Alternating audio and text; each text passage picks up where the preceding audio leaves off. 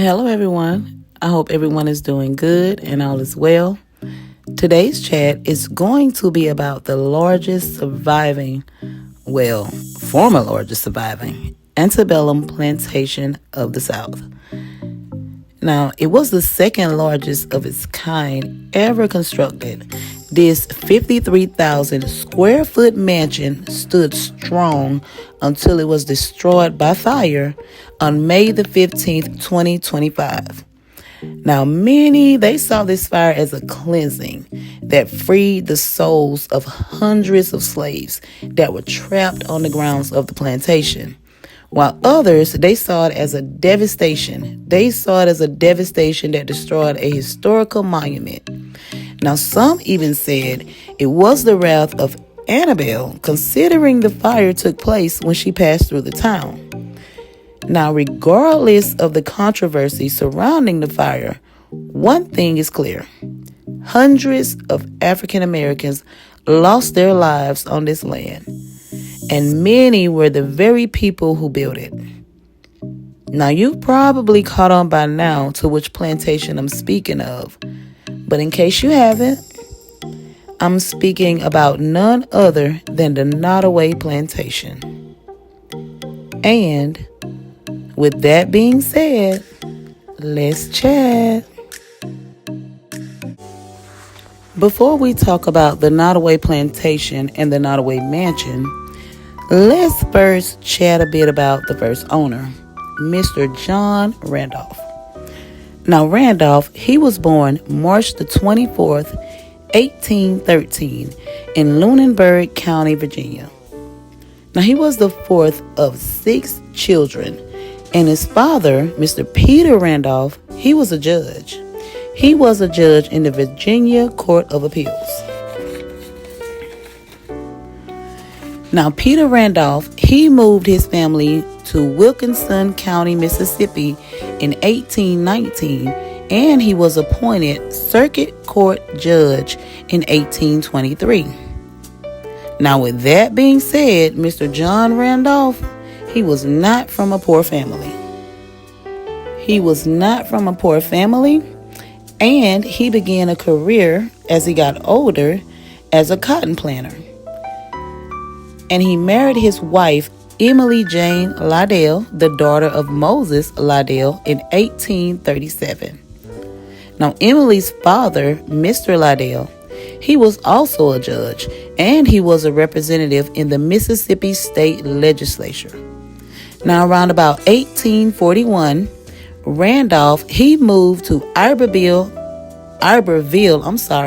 Parish, Louisiana. And he purchased Forest Home Plantation from Dr. Henry A. Doyle. And he initially planted cotton crops. As I said, he was a cotton planter.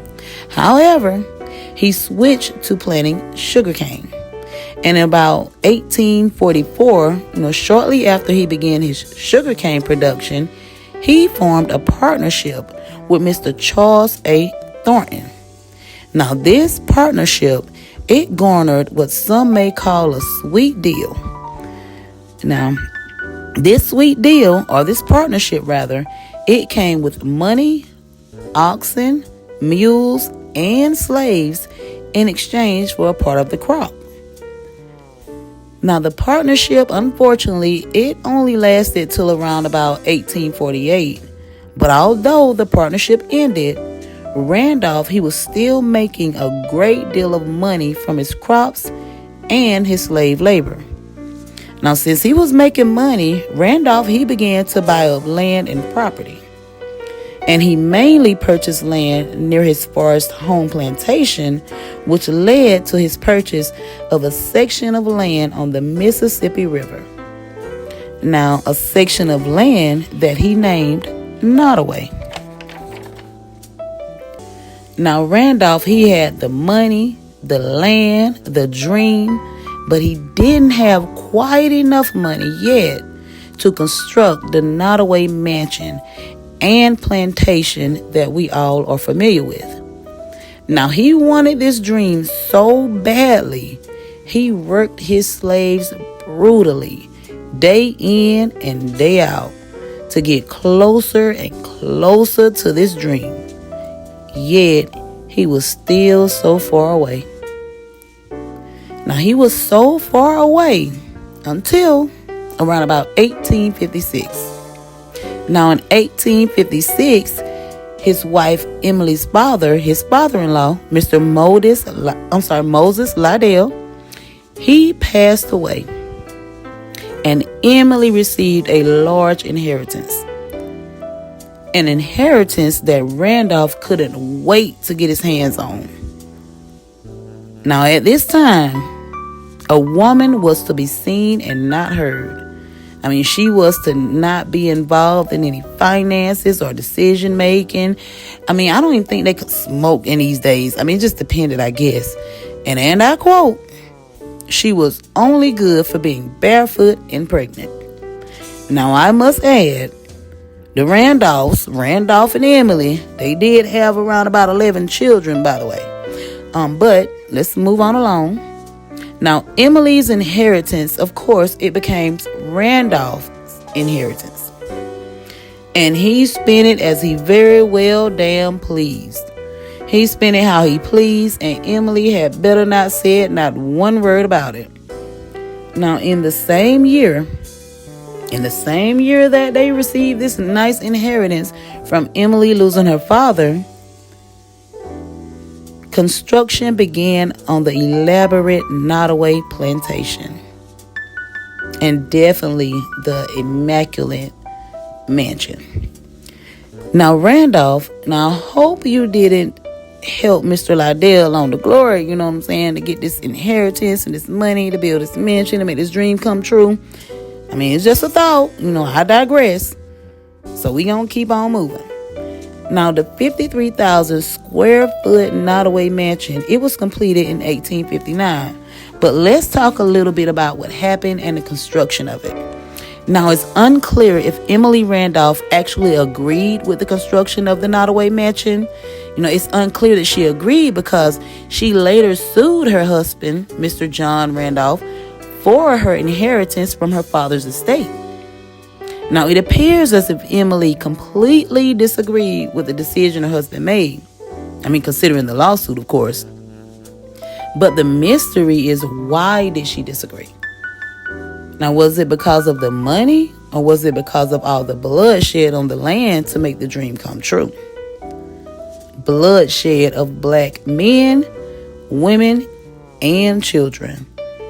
So let's talk a little bit about the many lives lost during the construction of the Nottoway mansion. Now, some sources claim that free craftsmen, that they built the mansion and all of that. But we all know that this is a bunch of bull hockey.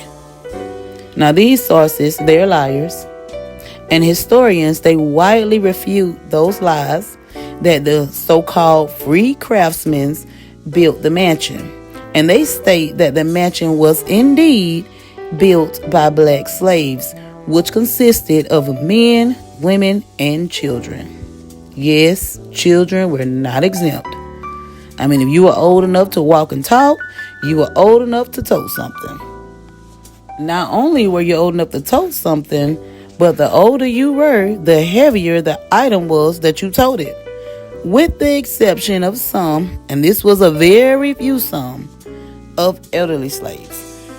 In very rare occasions, they would be more lenient on the older slaves.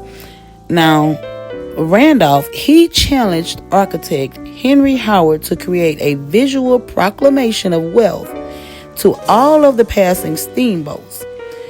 And when he did this, Mr. Howard, he responded with a 3-story wood frame palace that rested on a rusticated brick basement that mimicked cut stone. It took a lot to construct this palace that contained 11-foot doors opening to a 40-foot entrance hall. Now, during the time of the construction, safety measures that we know of today, of course, they were non-existent. I mean, they could have cared less if the slaves were injured or even killed. I mean, enslaved men, women, and children, they would fall from great heights and plummet to their end. I mean, it was said that they would fall on bricks, lumber, glass, and sometimes even other slaves below them. That meant that it was more than one person that passed away. I mean, some, they didn't even pass away instantly. I mean, they died a slow and agonizing death.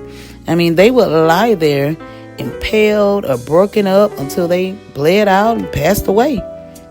I mean, and the other slaves, they had better not slow up production by mourning them.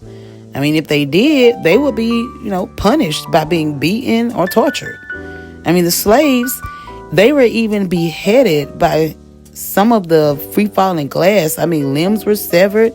Some were even severed in half. I mean, it was brutal. And all of this was, like I said, from the free-falling glass that was used to make many of the 200 windows that, were within the mansion. Now, children, I mean, it was brutal. They were being crushed by free-falling glass, bricks, and lumber. I mean, the slaves, they worked their hands bloody, making the hand-pressed moldings, and their feet bled from working long, exhausting hours all day, every day. Now, they literally were worked to death.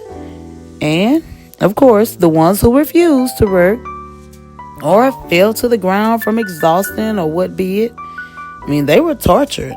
They were tortured and hung from the big oak tree in the front of the yard in front of other workers to set an example. Sometimes they would even torture and hang the rebellious slaves' children or family members to make them submissive. Now, this was kind of more common when it came to rebellious bucks. I mean, killing a buck, it was not the first resolution, of course, because a buck, they brought muscle and fertility. So if a buck still did not submit after his children or his family were tortured, or sometimes even before, it depends on, he would be buck broken. Now, if you want to know more about buck breaking and what that means, please check out my other video because I went over this topic as well. But moving on along. Now, the Nottoway mansion, it was purely beautiful. But this beauty appeared to demand human sacrifices.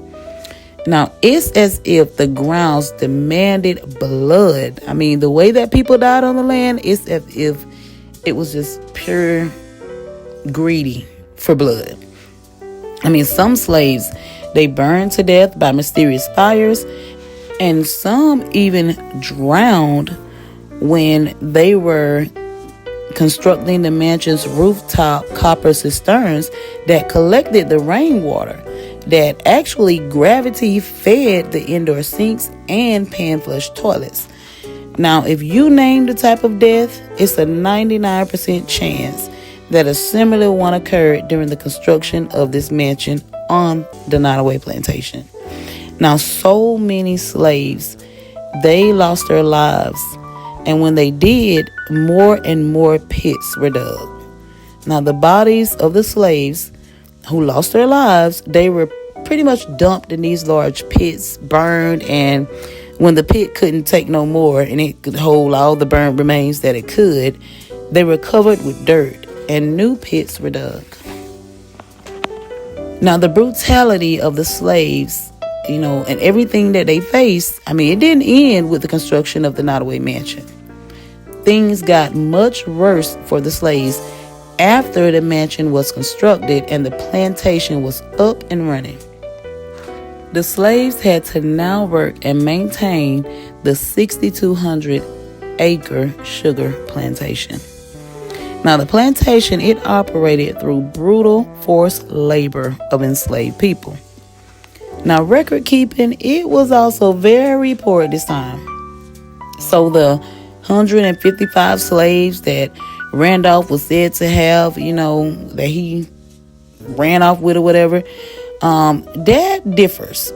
It differs greatly, as a matter of fact. And we're going to talk about that a little bit later. Now, many slaves, They came and went, due to the back-breaking labor and all of that. And some of the records of the slaves, they were actually deliberately erased to try and erase the brutal treatment of the slaves throughout the years. Now, many graves, they remain covered, hidden, and unmarked to this very day on that plantation. And the working conditions on the plantation, they were so bad that it led to a very low life expectancy for the slaves that resided on it. And Mr. Randolph, now he remained with his family on the Nottoway Plantation until around the beginning of the Civil War. Now, Randolph, he definitely backed the Confederacy financially. He was all for the Confederacy. Now, for those who don't know, the Confederacy, they believed in preserving states' rights and preserving slavery. And Randolph, he backed the Confederacy so much that he sent 3 of his sons to fight for the Confederate Army. And he lost his oldest son, Mr. Algernon Sidney Randolph, at the Battle of Vicksburg. Now, Randolph, on the other hand, he didn't fight like his sons, like he sent them off to do all of that.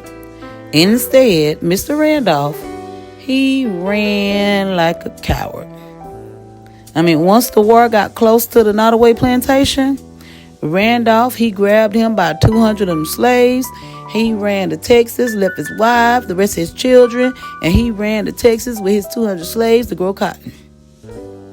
Now, you remember earlier when I said that Randolph had more than 155 slaves that some said he had? Well, he ran with 200. And we know he didn't leave his wife and his other children and his plantation slaveless. He didn't leave them without any slaves. So we know, of course, some was left behind. So he clearly had more than the 155 slaves that had been mentioned. Now, the plantation, he was all for the Confederacy, but his plantation soon became taken over by the U.S. Army and the Confederate troops. And when this happened, the grounds of the Nottoway Plantation, they were left severely damaged, and many animals were taken by the time that the war ended. And Mr. Cowardly Randolph, of course, he returned back home to the plantation once the war ended as well. Now, Randolph, he returned with about 55 former slaves or free men who decided, even though they were free, they wanted to continue working for him so that way they can get food and shelter. But however, the sugar plantation was just not very profitable after the war. And by around about 1875, Nottoway, it was reduced to about 800 acres. And Mr. Randolph, he passed away on September the 8th, 1883. And the plantation, it was left to his wife, Emily. And around about 1889, Miss Emily, she went ahead and sold the plantation for about $50,000. But $50,000 was a lot of money back in those times. And shoot, to some, it's a lot of money today.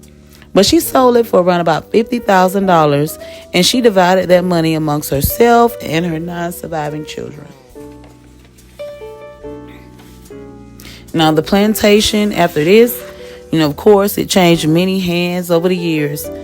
And around about 1985, a pair of business partners, they purchased the property. And by around about the early 2000s, the massive estate was transformed into a resort. It was transformed into a resort and a destination wedding venue. Now, imagine getting married on top of blood-filled, cursed grounds and death.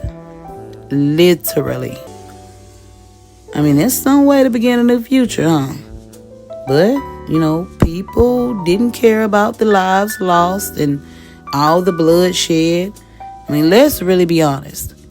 They didn't care about the slaves who lost their lives on the Nottoway Plantation or any other plantation, if we really want to be honest.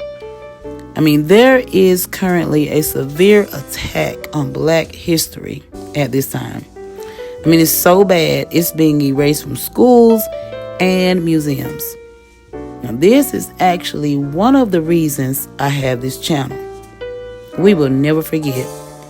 But let's move on. Now, it all came to an end for the Nottoway Mansion on May the 15th, 2025, when the mansion burst into flames.